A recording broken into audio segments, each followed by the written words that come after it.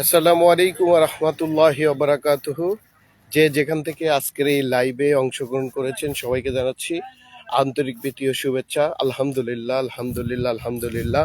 আল্লাহ পাকের বিশাল নিয়ামত, আল্লাহ পাকের বিশাল নিয়ামত, সেটা হলো আমি আপনাদের সাথে একটু শেয়ার করব। সেটা হলো এই যে দেখেন চা।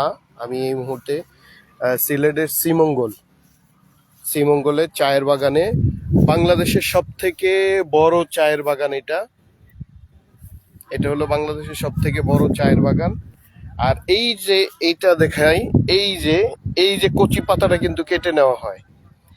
এই যে কচি পাতাটা এখান থেকে কিন্তু কেটে নেওয়া হয়। এবং আপনি জেনে খুশি হবেন যে চায়ের বাগান, একমাত্র চা, যে চায়ের যে গাছটা, এই গাছটা 300 বছরের উপরে বাঁচে। তার মানে আপনি বুঝেন আল্লাহ পাকের সৃষ্টি।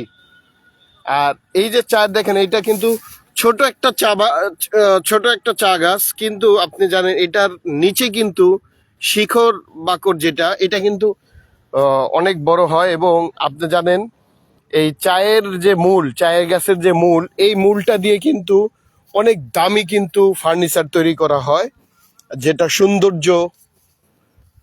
আর দেখেন এই যে দেখেন, আমি যদি বলি যে এটা হলো বাংলাদেশের সব থেকে বড় চায়ের বাগান, এবং এই যে চায়ের বাগানটা আপনার এটার ভিতরে দিয়ে কিন্তু রাস্তা চলে গেছে। আল্লাহ পাকের সৃষ্টি আসলে নিজের চোখে না দেখলে বিশ্বাসই করা যায় না যে এত সুন্দর জায়গা, এত সুন্দর কিছু। আল্লাহর কাছে লাখো কোটি শুক্রিয়া যে এমন এমন জায়গাগুলোতে আসলে ভ্রমণ করতে খুবই ভালো লাগে। আল্লাহর কাছে লাখো কোটি শুক্রিয়া যে আল্লাহ এরকম প্রত্যেকটা জায়গা যেন ঘুরে দেখতে পারি। এই ব্যবস্থাটা অবশ্যই করে দিবে গে আল্লাহ। তোমার সৃষ্টি এত সুন্দর, এটা দুই চোখ দিয়ে যদি না দেখি আসলে কখনো বুঝতে পারবো না, বোঝার কোনো উপায় নাই। এক একটা জায়গায় এক এক জায়গায় পড়ে আছে। যেমন যদি সিলেটে আসি তাহলে দেখা যায় যে আসলে চা বাগান, চা ছাড়া কোনো কথা না। আবার সিলেটে কিন্তু আরেকটা জিনিস আছে, সেটা হলো পাহাড়ি আনারস, খুব চমৎকার, এত মজা, এত টেস্ট।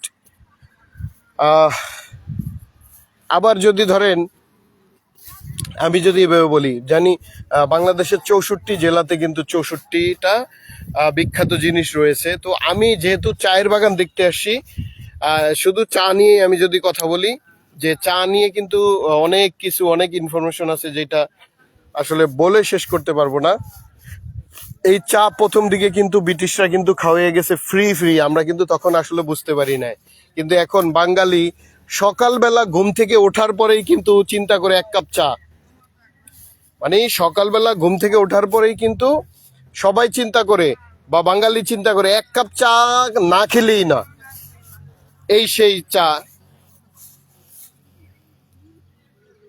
আসলে অনেকে কিন্তু চা কোথা থেকে হয়, চায়ের গাছ কিরকম, চায়ের গাছ দেখতে কিরকম, চায়ের পাতা দেখতে কিরকম, অনেকে কিন্তু এখনো জানেই না, যারা হয়তো দেখেনি।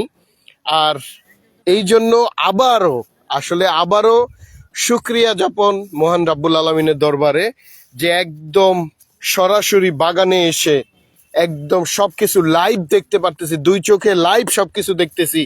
এইটাই আসলে শুক্রিয়া আল্লাহ পাকের কাছে। তো আমার প্রিয় বন্ধুরা, আমার ফেসবুক ফ্রেন্ড যারা রয়েছে, আমি বলবো আপনাদের কাছে,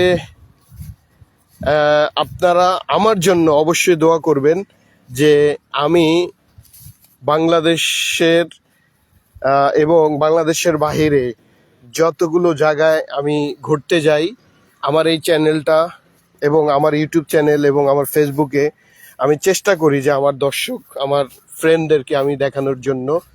এটা আমার কিন্তু আসলে ভালো লাগার কাজ করে, যার কারণে কিন্তু আমি এটা করি।